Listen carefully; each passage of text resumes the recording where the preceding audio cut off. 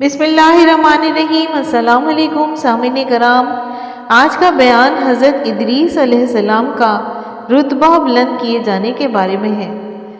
قرآن مجید میں فرمان باری تعالیٰ ہے سورہ روم میں، وَاذْكُرْ فِي الْكِتَابِ إِدْرِيسَ إِنَّهُ كَانَ صِدِّيقًا نَبِيًّا وَرَفَعْنَاهُ مَكَانًا عَلِيًّا، یعنی اللہ تعالیٰ فرماتے ہیں کہ اور کتاب میں ادریس علیہ السلام کا بھی ذکر کرو، وہ بھی نہایت سچے نبی تھے اور ہم نے ان کو بلند مقام پر اٹھایا۔ اللہ عز و جل نے ادریس علیہ السلام کی تعریف فرمائی اور ان کو وصف نبوت اور صدیقیت کے بلند مقام سے موصوف فرمایا۔ ادریس علیہ السلام کا نام بائبل میں خنوخ ہے۔ حضور اکرم صلی اللہ علیہ وسلم کا سلسلہ نسب ادریس علیہ السلام سے ملتا ہے اور انہی کے واسطے سے شیث علیہ السلام سے ملتا ہے۔ حضرت آدم اور شیث علیہ السلام کے بعد سب سے پہلے نبوت ادریس علیہ السلام کو عطا ہوئی۔ ابن اسحاق رضی اللہ تعالیٰ ذکر کرتے ہیں کہ دنیا کا پہلا شخص جس نے قلم کے ساتھ لکھا حضرت ادریس علیہ السلام ہی ہیں۔ انہوں نے حضرت آدم علیہ السلام کی زندگی کے 380 سال دیکھے ہیں۔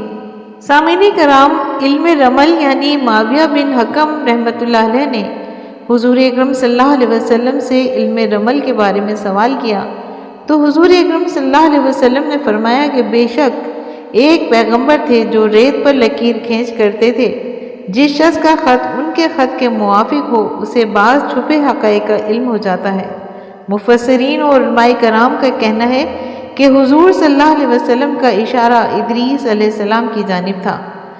ان کی طرف بہت سے جھوٹے من گھڑت قصوں کی نسبت کر دی گئی، جس طرح دوسرے انبیاء، اولیاء، حکمہ کی طرف بھی کی گئی تھی۔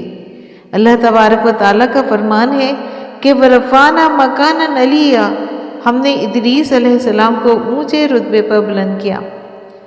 یہ اسی طرح ہے جیسے صحیح بخاری و مسلم میں معراج کی حدیث میں ثابت ہے کہ رسول اکرم صلی اللہ علیہ وسلم کا معراج کی رات جب آسمان میں ان کے پاس سے گزر ہوا تو یہ چوتھے آسمان میں تھے۔ اس کا ذکر بخاری شریف میں موجود ہے۔ بلال بن مسیار کہتے ہیں کہ حضرت ابن عباس رضی اللہ تعالیٰ عنہ نے حضرت کعب رضی اللہ تعالیٰ عنہ سے پوچھا کہ اس مذکورہ آیت کا کیا مطلب ہے، تو حضرت کعب رضی اللہ تعالیٰ عنہ نے فرمایا کہ اللہ عز و جل نے حضرت ادریس علیہ السلام کی طرف وحی بھیجی کہ میں ہر روز تمام بنی آدم کے اعمال کے برابر تمہارے درجات بلند کرتا ہوں۔ شاید مراد ان کے زمانے کے تمام بنی آدم ہیں۔ حضرت ادریس علیہ السلام نے چاہا کہ پھر تو اعمال میں اور اضافہ ہونا چاہیے۔ اسی دوران ان کے پاس ایک دوست فرشتہ آیا تو انہوں نے ان سے کہا کہ اللہ نے میرے پاس ایسے ایسے وحی بھیجی ہے، لہٰذا میں چاہتا ہوں کہ تو ملک الموت سے بات کرو کہ کیا میرا معاملہ مؤخر کیا جا سکتا ہے، کچھ مہلت دی جا سکتی ہے، یا مجھ کو بتایا جا سکتا ہے کہ میری عمر کتنی باقی رہ گئی تاکہ میں اپنے اعمال میں مزید اضافہ کر لوں۔ تو اس فرشتے نے ان کو پروں پر اٹھایا اور آسمان کی طرف بلند ہوا، اور جب یہ چوتھے آسمان میں پہنچے تو ان کی راہ میں ملک الموت سے ملاقات ہوئی۔ وہ زمین کی طرف آ رہے تھے اور فرشتے نے اسرائیل علیہ السلام کو ادریس کا مدعا بیان کیا۔ یہ ملک الموت نے پوچھا ادریس علیہ السلام کہاں ہیں؟ فرشتے نے کہا کہ میری پشت پر ہے۔ ملک الموت نے کہا کہ واہ تعجب ہے، مجھے پروردگار کی طرف سے کہا کہ بھیجا گیا ہے کہ ادریس علیہ السلام کی روح چوتھے آسمان میں قبض کر لو، تو میں نے باری تعالیٰ سے کہا کہ وہ تو زمین میں ہیں، ان کی روح چوتھے آسمان میں کیسے قبض کروں؟ تو پھر ملک الموت نے وہیں ان کی روح قبض کر لی۔ تو یہ ہے مطلب اللہ عز و جل کے اس فرمان کا، یعنی وَرَفَعْنَا مَكَانًا عَلِيًّا، اور ہم نے ان کو بلند مقام پر اٹھا لیا۔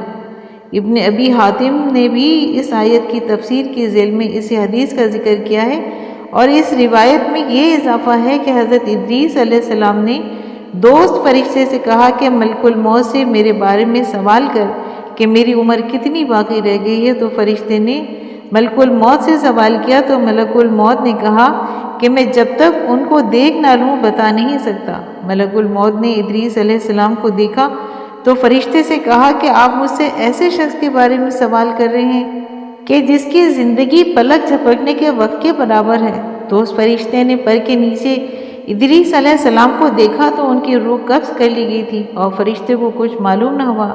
سامعین کرام، یہ حدیث اسرائیلیات میں سے ہے۔ اس کے بعض حصوں میں نکارت ہے۔ مجاہد رحمۃ اللہ علیہ سے معقول ہے ادریس علیہ السلام آسمانوں پر اٹھا لیے گئے ہیں لیکن ان کی وفات نہیں ہوئی، جس طرح حضرت عیسیٰ علیہ السلام کو ہے۔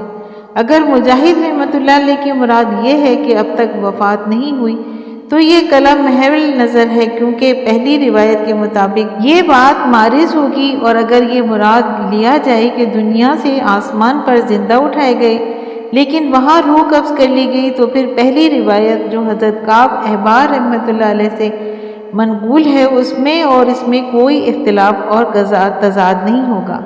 واللہ عالم۔ حضرت ابن عباس رضی اللہ تعالیٰ عنہ نے فرمایا کہ ادریس علیہ السلام چھٹے آسمان پر اٹھائے گئے تھے، پھر وہاں وفات ہوئی، اور حضرت ضحاک کا رحمۃ اللہ علیہ کا بھی یہی قول ہے، لیکن متفق علیہ حدیث یہ ہے کہ وہ چوتھے آسمان پر ہیں اور یہی زیادہ صحیح ہے، اور مجاہد رحمۃ اللہ علیہ اور بہت سے حضرات کا یہی قول ہے۔ حضرت حسن بصری رحمۃ اللہ علیہ فرماتے ہیں کہ جن کو جنت کی طرف اٹھا لیا گیا ہے، بعض مورخین کہتے ہیں کہ ان کو اپنے والد یرو بن محلائل کی زندگی میں ہی آسمان کی جانب اٹھا لیا گیا تھا۔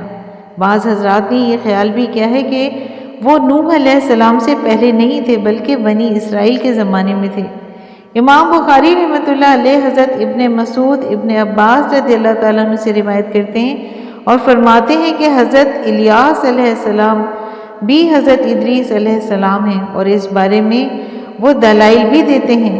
واقعہ معراج کی اس حدیث سے جو زہری رحمۃ اللہ علیہ حضرت انس رضی اللہ تعالیٰ عنہ سے نقل کرتے ہیں کہ حضور صلی اللہ علیہ وسلم حضرت ادریس علیہ السلام کے پاس سے گزرے تو حضرت ادریس علیہ السلام نے حضور اکرم صلی اللہ علیہ وسلم کو فرمایا کہ مرحبا جو صالح بھائی کو اور صالح نبی کو۔ یہاں انہوں نے حضور اکرم صلی اللہ علیہ وسلم کو یوں نہیں کہا جس طرح حضرت ابراہیم علیہ السلام اور آدم علیہ السلام نے کہا تھا، مرحبا جو صالح نبی کو اور صالح بیٹے کو۔ اگر یہ نوح علیہ السلام سے پہلے ہوتے تو ان سے حضور اکرم صلی اللہ علیہ وسلم کا نسب ملتا، اور یہ بیٹے کے لفظ سے پکارتے، بھائی کہہ کر نہ پکار۔ لیکن مذکورہ حدیث اس نظریے پر بالکل دلالت نہیں کرتی، کیونکہ کبھی راوی کا حافظہ عمدہ نہیں ہوتا، یا اگر روایت صحیح بھی ہو تب بھی حضرت ادریس علیہ السلام کے قول سے یہ مراد ہو سکتا ہے کہ انہوں نے تواضع اور عاجزی کی بنا پر بھائی سے پکارا ہو، اور حضور اکرم صلی اللہ علیہ وسلم کے سامنے اپنے کو ولدیت کے مقام میں کھڑا کرنا مناسب نہ جانا ہو۔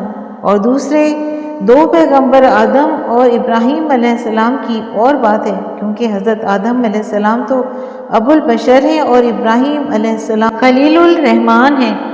سامعین کرام، امید کرتی ہوں کہ آپ کو حضرت ادریس علیہ السلام کے رتبہ بلند ہونے کے بارے میں جان کر آپ کی علمی معلومات میں یقیناً اضافہ ہوا ہوگا۔ اگر آپ کو آج کا بیان پسند آیا ہے تو آپ اپنے چینل فضائل اسلام کو لائک اور سبسکرائب کیجیے اور ساتھ لگے بیل آئیکن کو پریس کیجیے تاکہ آنے والی نئی ویڈیوز کا نوٹیفیکیشن آپ کو سب سے پہلے ملے۔ شکریہ۔